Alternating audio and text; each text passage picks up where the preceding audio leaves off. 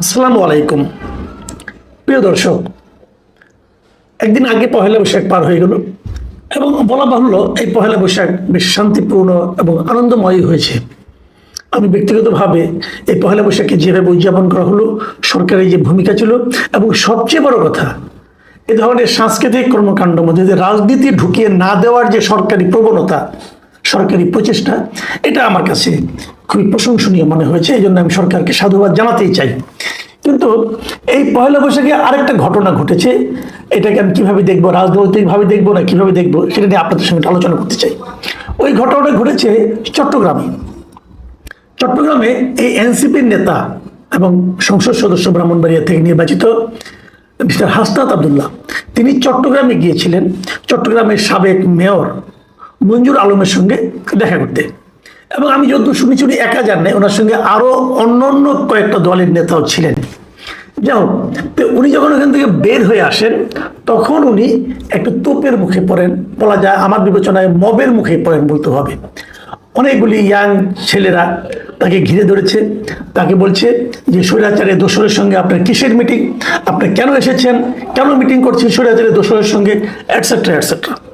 পরে বিভিন্ন পত্রপত্রিকা থেকে, বিভিন্ন মিডিয়া থেকে যতটুকু খবর পেলাম, এই যে বিক্ষুব্ধ তরুণ, এরা কারা? এরা মূলত ছাত্রদল এবং যুবদলের কর্মী, নেতা, সমর্থক। এরাই তাদেরকে ধরেছেন। যদিও এদের অনেকে নিজে থেকে জুলাই যুদ্ধের দাবি করেছেন। জুলাই যুদ্ধের দাবি নিয়ে আমার কোনো আপত্তি নেই। বিএনপি, যুবদল, ছাত্রদল, ছাত্র শিবির, জামাত ইসলামী, সাধারণ নাগরিক, এরাও কিন্তু জুলাই যোদ্ধা। কারণ জুলাই তো আর জুলাইয়ের সেই গণ অভ্যুত্থান বলেন এবং গণ আন্দোলন বলেন, এটা তো একা একা হয় নাই, একটা কোনো দলও করে নাই, সব দল মিলিয়েই করেছে। কাজে সবাই জুলাই যোদ্ধা, এটা নিয়ে আমার কোনো আপত্তি নেই। ওনারা নিজেদেরকে জুলাই যুদ্ধের পরিচয় দিলেও আমি যতটুকু জেনেছি তাদের মধ্যে সিংহভাগই ছাত্রদল এবং যুবদল। এখন ছাত্রদল এবং যুবদল হাসনাত আবদুল্লাহকে বাগে পেয়ে তাকে বেইজ্জতি করছে অথবা করবে, এতে আমি খুব একটা অবাক হইনি। এটা হতেই পারে, তাদের মধ্যে তো একটা রাজনৈতিক প্রতিদ্বন্দ্বিতা আছেই। কাজেই তাকে যদি রাজনৈতিকভাবে হেয় প্রতিপন্ন করা যায়, এতে কোনো অস্বাভাবিক কিছু না, এটা হতেই পারে। কিন্তু প্রশ্ন হলো, তারা তাকে যেভাবে আক্রমণ করেছে, এই আক্রমণটা কি ঠিক আছে কিনা? একজন লোক কারো বাসায় গিয়েছে, এখন উনি যে স্বৈরাচারের দোসর, এটা আপনি কতদিন বলবেন? বাংলাদেশের স্বৈরাচারের দোসর ছিল নাকি বলেন আপনারা? শেখ হাসিনা যে 17 বছর 15 বছর যে শাসন করেছেন, এই সময়ে কে আওয়ামী লীগ করতো না? 10 জন লোকের মধ্যে 9 জনই বলতো আমি আওয়ামী লীগ করি, একজন চুপ করে থাকতো। সেগুলো দল করে না, সে মুখ ফুটে বলতো না যে আমি বিএনপি করি। জামাত বলতো কোনো প্রশ্নে ওঠে না, কারণ জামাতের লোকেরাই বলতো আমি আওয়ামী লীগ করি। এই যে জামাতের বিরাট নায়ক, শিবিরের বিরাট নায়ক সাদিক খান, আওয়ামী লীগের পক্ষে স্লোগান দেয়নি, আওয়ামী লীগ করেনি। স্বৈরাচারের দোসর সে, সবাই তাহলে স্বৈরাচারের দোসর। তো এটা কতদিন চলবে? এখন একটা গণতান্ত্রিক সরকার এসেছে। ভোট দেওয়ার সময় বলেছিলেন আপনারা যে আমরা স্বৈরাচারের দোসরের ভোট চাই না? তা তো বলেননি। বিএনপির লোকেরা তো স্বৈরাচারের দোসরদের ভোট পাওয়ার জন্য, মানে যদি তারা স্বৈরাচারের দোসর হয়, যদি হয়, তাদের ভোট পাওয়ার জন্য পারলে যায় তাদের পা ধরেছে, ধরেনি।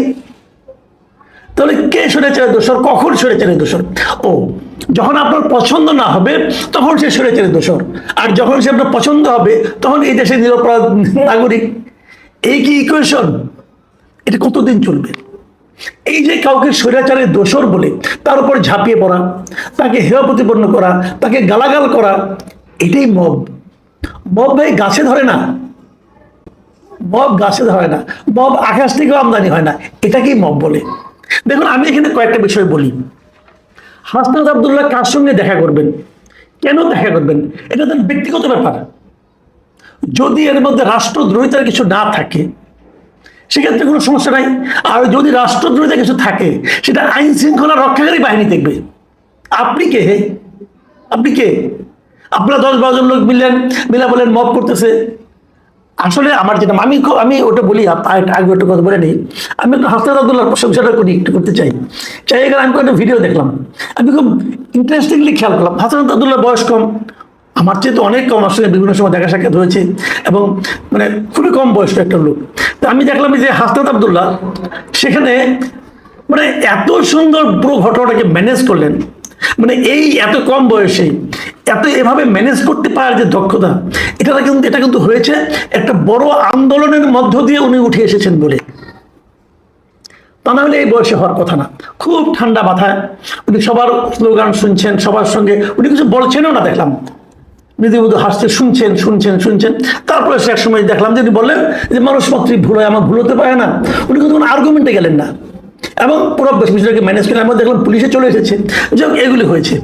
কিন্তু আমার কথা হলো, এই লোকগুলি কি আসলে হাসনাত আব্দুল্লাহকে অপমান করার জন্য গিয়েছে? দৃশ্যত তাই মনে হয়, কিন্তু এর পেছনে কি একটা রাজনীতি নেই? আমার মনে হয় একটা রাজনীতি আছে, এবং সেই রাজনীতিটা হলো খুবই কুৎসিত অন্তর্দলীয় রাজনীতি। কেমন কিছু কথা বলি। হাসনাত আব্দুল্লাহ যার বাসায় গিয়েছিলেন, এই যে মঞ্জুর আলম, উনি কে? উনি একসময় আওয়ামী লীগের রাজনীতি করতেন, কিন্তু 2009 সালের পরে তো উনি আওয়ামী লীগের রাজনীতি করেননি। 2009 সালে উনি আওয়ামী লীগের রাজনীতি ছেড়ে দিয়ে আওয়ামী লীগের ওই সময়ের খুব জনপ্রিয় মেয়র ক্যান্ডিডেট ছিলেন মহিউদ্দিন চৌধুরী, ওনার বিপরীতে বিএনপির প্রার্থী হিসেবে নির্বাচনে অংশ নিয়েছিলেন 2009 সালে, এবং সেই নির্বাচনে সবাইকে অবাক করে দিয়ে উনি বিজয়ী হয়েছিলেন, এবং 5 বছর উনি মেয়র ছিলেন। এই 5 বছর তার পরিচয় ছিল উনি বিএনপি দলীয় মেয়র। এবং তারপর ওনার এক সময় মেয়াদ শেষ হয়েছে, মেয়াদ শেষ হওয়ার পর উনি তারপর আর কোনো প্রথম কিছুদিন রাজনীতি করেননি। পরে তিনি আবার আওয়ামী লীগের সঙ্গে ভেড়ার চেষ্টা করেছিলেন, কিন্তু আওয়ামী লীগের কোনো অ্যাক্টিভিজমে তাকে দেখা যায়নি। তারপর উনি চুপচাপ হয়ে গেছেন, ব্যবসা বাণিজ্য করতেন। এরপর 5ই আগস্টের পর উনি কিন্তু আবার বিএনপির পক্ষে ওনাকে মাঠে দেখা গেছে, এবং সবশেষ যে নির্বাচনটা হলো, এই নির্বাচনে বিএনপির পক্ষে প্রচারণা চালিয়েছেন। 2-3টা উদাহরণ দেওয়া যেতে পারে। সীতাকুণ্ডে আসলাম চৌধুরী যে ইলেকশন করেছিলেন, তার যে নির্বাচনী জনসভায় সেখানে উনি ভাষণ দিয়েছেন আসলাম চৌধুরীর পক্ষে। বেগম খালেদা জিয়া যখন খুবই অসুস্থ, তখন ওনার জন্য উনি বিশাল মিলাদ মাহফিলের আয়োজন করেছেন ওনার রোগ মুক্তির কামনায়। এগুলো তো সব আমরা দেখেছি, পত্রপত্রিকায় পড়েছি। কেবল তাই না, জানুয়ারি শেষ দিকে তারেক রহমান যখন কি আপনার চট্টগ্রাম গেলেন, তখন ওনাকে কিন্তু একটা ফুলের সম্বর্ধনা কিন্তু আয়োজন করেছিলেন এই মঞ্জুর আলম, এবং সেখানে তাকে যে ফুলের সম্বর্ধনা দেওয়া হয়, তখন তার পাশে চট্টগ্রামে যে বর্তমান মেয়র ডক্টর শাহাদাত, তাকেও আমরা দেখতে পেয়েছি। ডক্টর শাহাদাত তো বিএনপির, তো তারা সবাই মিলেই তো তারেক রহমানকে সম্বর্ধনা দিয়েছেন। তাহলে উনি স্বৈরাচারের দোষর কবে হলেন? 2009-এর পর থেকে উনি 5 বছর বিএনপির মেয়র ছিলেন। তারপরে অল্প কিছুদিন প্রথমে অবসরে গেছেন, তারপরে অল্প কিছুদিন আওয়ামী লীগের সঙ্গে জড়িত হবেন বলে বলেছেন। হয়তো সেটা পরিস্থিতির কারণে হতে পারে, ভাবেন এক সময়, ওই সময় বাস্তবতাটা কি। কিন্তু তারপর তো আবার উনি বিএনপির সঙ্গে এবং আওয়ামী লীগের কোনো অ্যাক্টিভিজমে ওনার অংশগ্রহণ ছিল বলে কেউ বলতে পারবে না। তাহলে উনি স্বৈরাচারের দোষর কি করে হলেন ভাই? উনি তো বিএনপির লোক। এখন প্রশ্ন হচ্ছে, উনি যদি বিএনপির রাজনীতিতে চট্টগ্রামে খুবই অ্যাক্টিভ হয়ে যান, তাহলে চট্টগ্রামে বিএনপির রাজত্বটা যারা করেন, চট্টগ্রামে বিএনপি যাদের নিয়ন্ত্রণে বলে তারা দাবি করেন অথবা ভাবতে ভালোবাসেন যে আমার নিয়ন্ত্রণে চট্টগ্রামে বিএনপি আছে, তাদের কারো কোনো কি অসুবিধা হতে পারে? হতে পারে। এই জায়গাতে মূল সমস্যাটা। মঞ্জুর আলম খুবই প্রভাবশালী একজন ব্যক্তি সামাজিকভাবে ওই এলাকায়, ওনার গ্রহণযোগ্যতা সামাজিকভাবে বিশাল বিপুল, এবং এরকম গ্রহণযোগ্যতার একজন মানুষ যদি বিএনপি রাজনীতিতে অ্যাক্টিভ হন, তখন ওনাকে ইগনোর করা অনেকের পক্ষে হয়তো সম্ভব হবে না। সেই জন্যই কি তাদের অনুগত যুবদল ছাত্রদলকে লেলিয়ে দেওয়া হয়েছিল? আসলে তাদের লক্ষ্য হাসনাত আব্দুল্লাহ ছিল না, তাদের লক্ষ্য ছিল মঞ্জুর আলম। দেখুন অন্তর্দলীয় রাজনীতিটা কেমন চলে। আমি দেখেছি এটা, যে যখন আওয়ামী লীগ যখন ক্ষমতায় ছিল, যে 15 বছর তারা শাসন করেছে, সে সময় আওয়ামী লীগের কিন্তু প্রচুর নেতাকর্মী কিন্তু নিহত হয়েছে, আহত হয়েছে। কার দ্বারা হয়েছে? আওয়ামী লীগের আরেকটা গ্রুপ দ্বারা হয়েছে। এই গ্রুপ ওই গ্রুপকে পিটিয়েছে। মানে এখানে কিন্তু এই যে দ্বন্দ্ব, এই দ্বন্দ্বের প্রকাশ ঘটাতে যে কিন্তু রাজনৈতিক আদর্শ কোনো কাজ করছে না, এখানে কাজ করছে স্বার্থের দ্বন্দ্ব, আধিপত্যের দ্বন্দ্ব, নেতৃত্বের কোন্দল। মানে নেতৃত্বের কোন্দল, ব্যক্তি স্বার্থ দলীয় স্বার্থকে ছাপিয়ে যাচ্ছে। এটা কিন্তু একটা দলের জন্য, একটা দেশের জন্য খুবই মর্মান্তিক। আজকে বিএনপি যে রাজনীতি করে, এই বিএনপির যে প্রতিষ্ঠাতা জেনারেল জিয়া, ওনার কিন্তু এটা খুব জনপ্রিয় স্লোগান ছিল। উনি বলতেন ব্যক্তির চেয়ে দল বড়, দলের চেয়ে দেশ বড়। আর আমাদের বিএনপির নেতারা কি করছেন? তারা প্রমাণ করার চেষ্টা করছেন যে দেশের চেয়ে দল বড়, দলের চেয়ে ব্যক্তি বড়। এটা কি আসলে বিএনপির রাজনীতি নাকি এই বিএনপির নেতাদের রাজনীতি?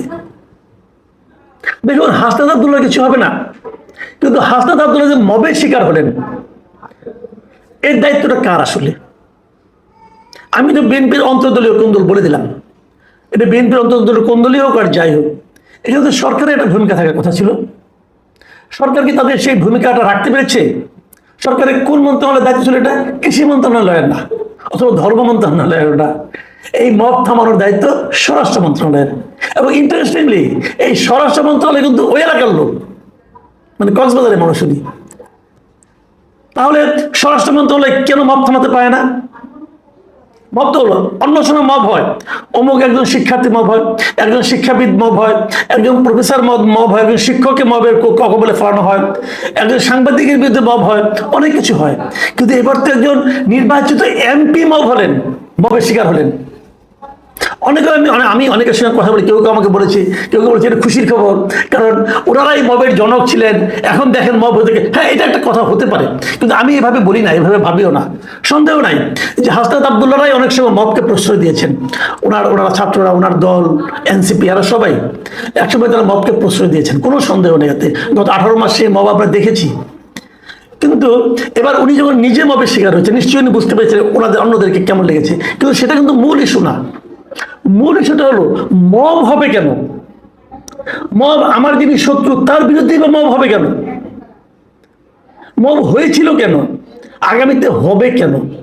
তারও চেয়ে বড় কথা, হতে দেওয়া হবে কেন? এর জন্য কি স্বরাষ্ট্রমন্ত্রীর কোনো দায় নাই?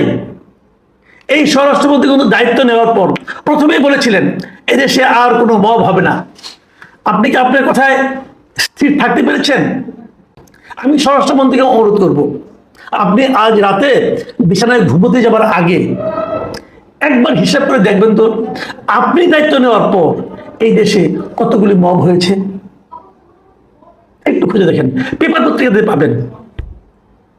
এর জন্য কি আপনার একটু দায়িত্ববোধ নাই? আপনি একটু খারাপ